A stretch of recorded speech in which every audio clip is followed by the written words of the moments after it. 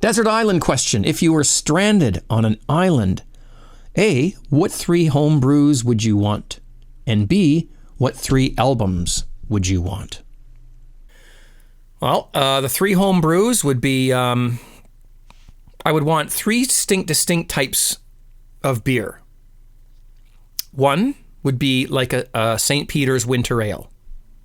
The heartwarming, sitting by the fire, that type of nice, beautiful beer. The second one, I want it to be a nice hoppy IPA. Something with bursting with hops. Just wonderful, beautiful, nice backbone, nice malty backbone with a beautiful hop aroma and flavor. The third one would be a simple, like a Mexican cerveza or some sort of a Pilsner or lager. I think with those 3, I would have it covered. As far as albums go, there's no brainer on that one for me. You're talking Rush, Moving Pictures. Gotta have it. Supertramp, Breakfast in America. And Fleetwood Mac, Rumors. And they'd have to be on vinyl, or forget it. How many musical instruments can you play? I started out playing the drums. I'm a drummer by heart. I would consider myself a drummer. I play the piano. I don't know if I'm a pianist. I play well enough to be able to do what I need to do, which is write songs and play songs. But I'm not a concert pianist or a classically trained one. And I do play some guitar as well. Again, guitar is, for me, it's a hobby. It's not an instrument that I've mastered. But, again, it's well enough that I can play around with it and explore it and have some fun.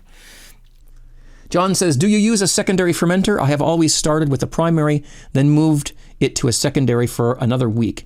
Now, I'm wondering if it really makes any difference in taste. I am not too concerned about clarity, just taste. All right, well, there's a lot of people who do secondaries because they feel, and I'm not saying this is wrong, but they feel that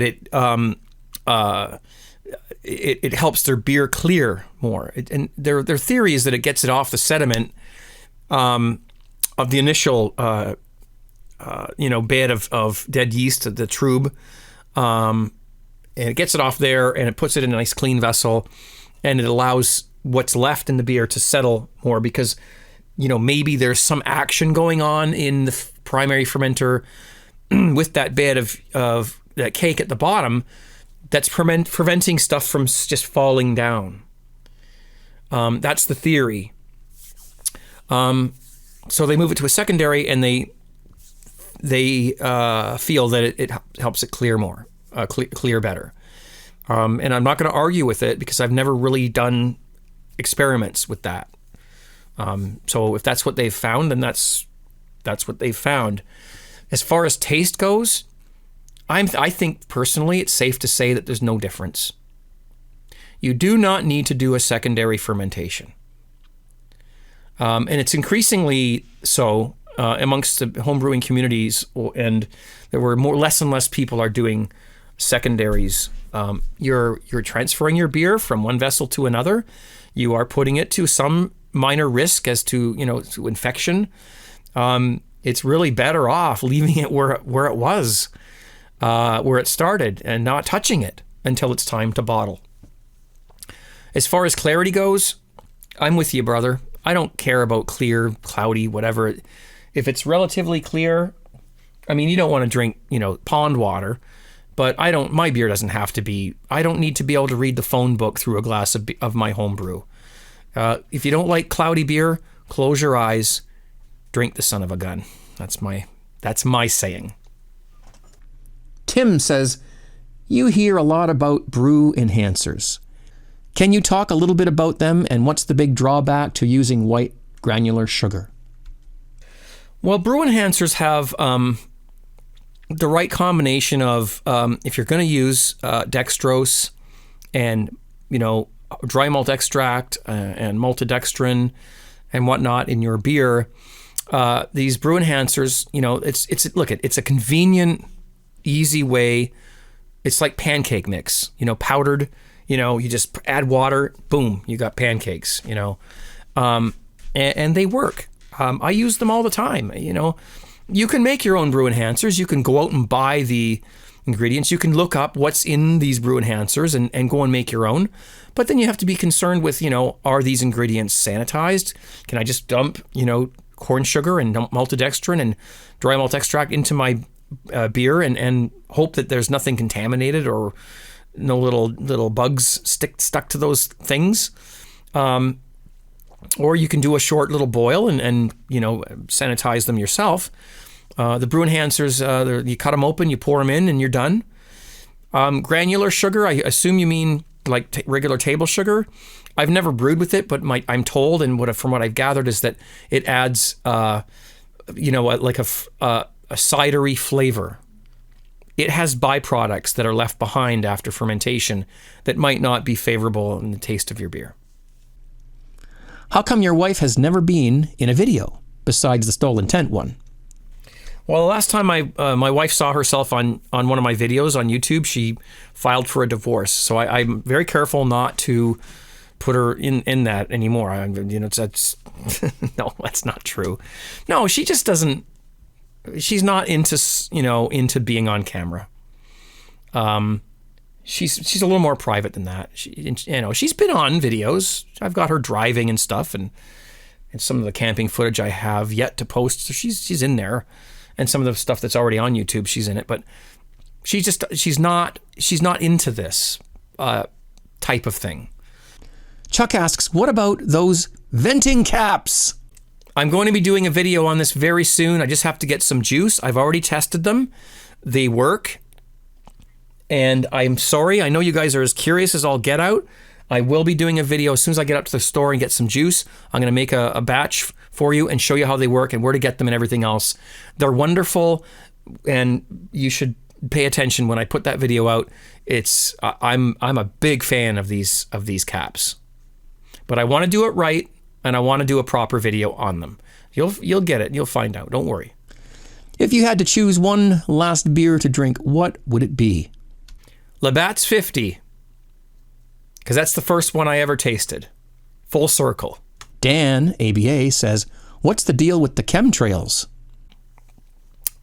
We talked a little bit earlier about conspiracy theories and whatnot and all this kind of thing. And there are a few things that I tend to be concerned about that go on. And some people are just going to say, Craig, you're nuts. You should put your tinfoil hat back on and this kind of thing. These are just airplanes, contrails, condensations and whatnot, engine exhaust and whatnot. And that's fine. I mean, I guess if you did the research and really looked into it, you could then make a valid statement about it. But if you haven't looked into it and you just don't want to believe that there's something else going on, then you really don't have the right to say anything. It's just plain, contrails or whatever. But I don't really want to comment about it. I think if you really are interested in it, there's plenty of information out there on YouTube. You want to look up a video called "What the Heck Are They Spraying?" or "What in the World Are They Spraying?" or something like that. And there's another one called "Why in the World Are They Spraying?" And if you're still not convinced after that, well then, don't worry about it. Just let it happen. And, one of these days we'll find out what the truth is and why it's not good or why it's not a problem or whatever it is. I just don't close my eyes and watch the news and just think that everything's all peachy keen. I believe that there's things going on in this world that are dubious and done behind our backs, and that's why there are conspiracy theories, because we have to do our own. We have to guess sometimes, because we're not being told the truth in a lot of cases, and that's why we have conspiracy theories. Next, T28 Mod says, Craig, have you ever thought of cloning your favorite beer, St. Peter's Winter Ale? If not, why? Because I probably can't get the right ingredients where I live. So, if I could, and if I found a recipe that I could actually clone that beer and I could get the ingredients locally, I'd be on that one like flies on a piece of you know what. Catwords says, hey, Craig, do you ever try high-gravity beers like 8+ ABV? Absolutely. I've made 7.5% all grain. And I've bought 10% beer, although it was awful. But sure, yeah. Steven says, Craig, I know you brew beer kits pre-hopped so you don't heat up the house in the summer. But in colder weather, you are open to hopping up beer kits and have gone all the way to all grain. My question is, where is your comfort zone? Not teaching newbies, but where would you brew? Myself, I'm happy steeping grains and using malt extracts unhopped, as I feel I get fresh grain taste from the steep and the kick I'm looking for from the extract backbone. Where is your sweet spot? My comfort zone really is partial extract brewing, adding fresh grains to some nice, good quality extract, using fresh hops and a good quality yeast, and doing it that way. That's my middle ground. You're looking at beer kits and they're simple and they're easy and that, but you get sometimes you don't get the quality that you want, and then you look at all grain brewing, which takes so long and it's so involved, and there's so many little things that can go wrong. So for me, if you get good quality liquid malt extract and some decent grains and some good, nice, fresh hops and a decent yeast, you're going to have a fantastic beer.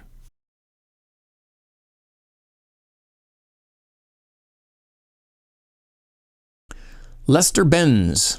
Hey, Craig, do you ever get a hangover? Any cures you wish to share?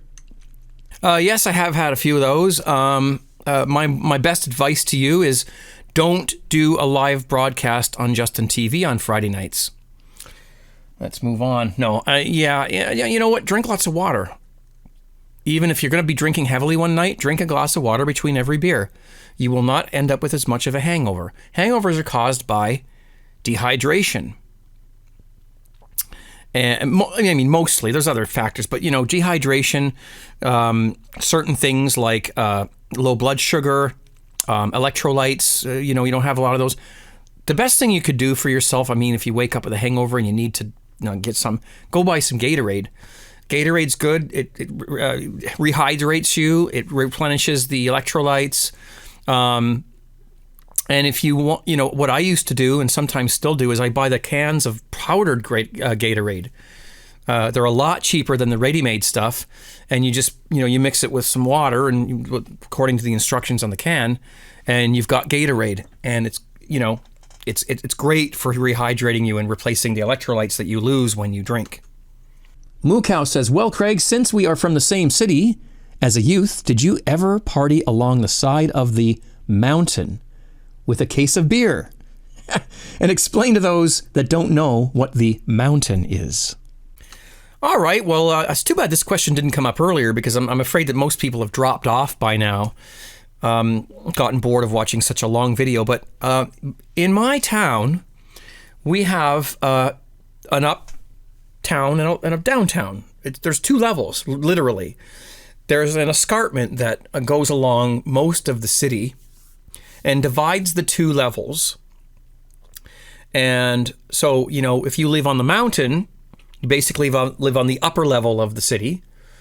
And if you live down the mountain, as we call it, or downtown, then you live on the lower part of the city.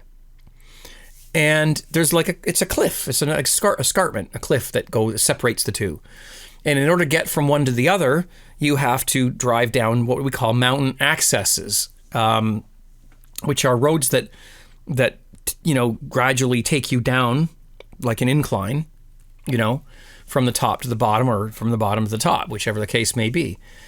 You hear the terms, downtown, uptown, all the time, but we literally have an up and a down. As far as the mountain brow goes, well, that's the escarpment. And there's certain places on the mountain brow that you can go in with your buddies with some beer if you're underage, and you can go and hide out. No one can see you, and you can sit there and drink and party. I didn't do that, but I did smoke cigarettes on the Mountain Brow. We used to buy our cigarettes and hide them in our socks, you know, and then walk to this place we called the pub, which is a code word for this little place near Upper Wentworth Street that was a little pocket that went down a little bit on the Mountain Brow, and they couldn't see you from up there because there was a cliff here, and they couldn't see you from downtown because, you know, you're up, you know, on this cliff. There was no railing or no guardrail as far as, you know, on the edge of it, so we could have easily fallen off and killed ourselves.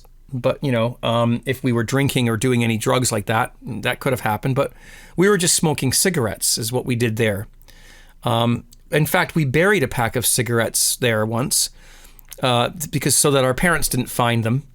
And when we went back to get them a couple days later, they were gone. Somebody else had undug them. So then that's when we found out that we weren't the only ones that were using this little area to, you know, get away with whatever it was we were doing. But yes, so in a way, I did party on the Mountain Brow. That's a good question. Love that one. Do you still make money from the song you sang for the Olympics? Money? From a song? Are you kidding me? I never made any money. You know what? I might have gotten, I don't know. I might have gotten a check or two from that. I got ripped off. I should have made a lot more from that than I did, but you know, when you're not a big artist, they don't track it, they don't document it properly, and so you don't get your royalties the way you're supposed to and whatnot. So no, I never made anything off of that. And if I did, it was tiny, you know, a couple $100 a month or something. I don't even remember. I have no idea. It was so long ago that I don't know. But absolutely not. I make no money whatsoever at all from any of my music that has been published at all. None. The only way I could make money off my music is if I sold CDs of it online. Hey, Craig, what was the best moment of your life, family related or not, or even both? Well, you know, of course, you know, when your children are born and you're there to see that, that's an incredible moment. But most people that are married have that experience. So aside from that, the one thing that I do remember is the song we just talked about, actually, the Olympic song, Dream on the Horizon, was used in a documentary called Dreams of Glory. And I'd be happy to post that video on YouTube if you want, the documentary. It's not very exciting, but it was a documentary about the 1988 Olympics in Calgary. And it was produced by CBC Television. And they used my song, Dream on the Horizon, as the main theme behind the documentary. And what I remember is that the first time there was a screening, and the first time I ever saw the documentary was in this screening room. We were sitting in the front row, along with other people that were responsible for, you know, contributing to this. And I was sitting there watching it, and I was waiting for my song, and I was waiting for my song, and I was waiting for my song. And I thought, well, where is it? You know, and all of a sudden I heard the notes. In the morning, to get her to the rink, we have to drive through St. John's past the ocean. That's usually dark, but you can hear the waves. And I catch myself looking at her in the rearview mirror. When she was little, she used to ask me why the ocean never freezes.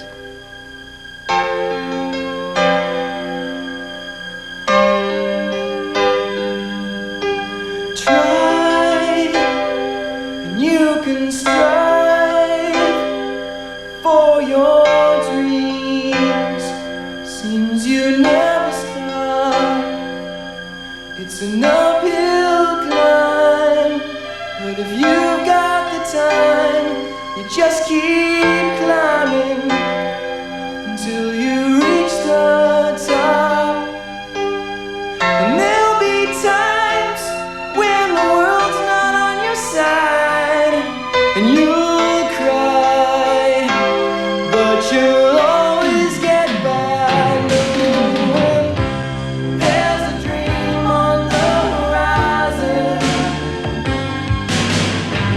bands going through the woods here in Alberta. It's so quiet I can hear my heartbeat.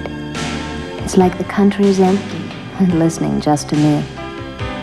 It's listening to my breathing and my heartbeat and the sound my skis make on the snow. It's so simple, but so hard. And I was sitting there, and they were telling the story about this young girl who was trying to be a skater, and she was falling, and she kept trying, you know, and falling down and stuff, and there's my song playing in the background. And you have no idea. I mean, I can still feel the emotion to the point where I can, right now, I feel like I could tear. I can weep. The feeling was so incredible that my song was in this movie. I didn't care about money, payments, royalties. I didn't care about any of that stuff. I was just proud as a son of a gun that my song was being used in that movie. Now, at this point, they only used the first verse and the first chorus of the song. And then it faded out and some other music came. And I was very disappointed. I thought, oh, really? That's it? Well, later on in the documentary, the song came on again, and they played the whole song. And then during the credits, they played it again. And I was just in total... It was amazing. And that's one of the things that I remember, amongst many others in my life, that really stands out to me. And this could be a whole other video talking about these kinds of things, but that's what came to mind.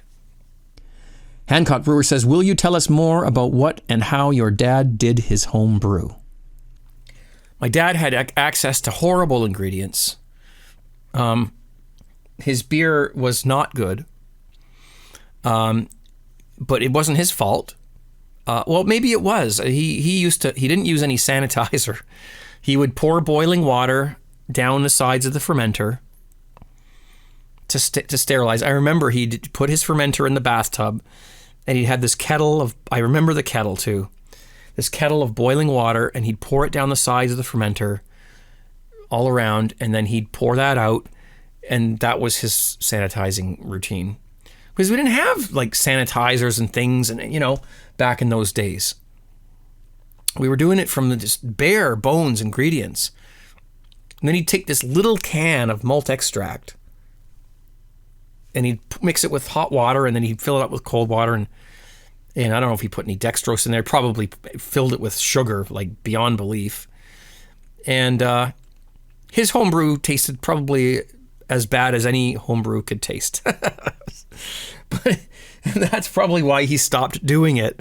And I ended up with the equipment and the capper and all that stuff. But he tried. He didn't have the availability to, you know, of the ingredients that we do now. And it's come leaps and bounds now with the quality of the extract kits that we can get now. The quality of these things is just amazing compared to what it was back then. Pre-Hopped asks, Craig, besides Rush, if you could perform on stage with any band, group, or soloist for just one night and one song only, who would it be and what would be the song? The answer to this is very simple. Fleetwood Mac. I would play on stage with Fleetwood Mac, and the song I would love to play would be Go Your Own Way by Fleetwood Mac. And that's that. Well, guys, I appreciate you watching. I know this is a long video, and if you've made it to this point, you deserve a medal. So thank you for watching. They were great questions. There were lots more questions that I could have answered, but it's already this long. And, you know, to answer all 205 questions would have just been impossible. But I will keep those questions aside for future videos of this type. And maybe we'll do this again. This video has taken me hours and hours and hours to make, to sort, to produce, and I hope you enjoyed it. Cheers, guys. Happy Homebrew Wednesday, and we'll see you soon. Be safe. Bye-bye.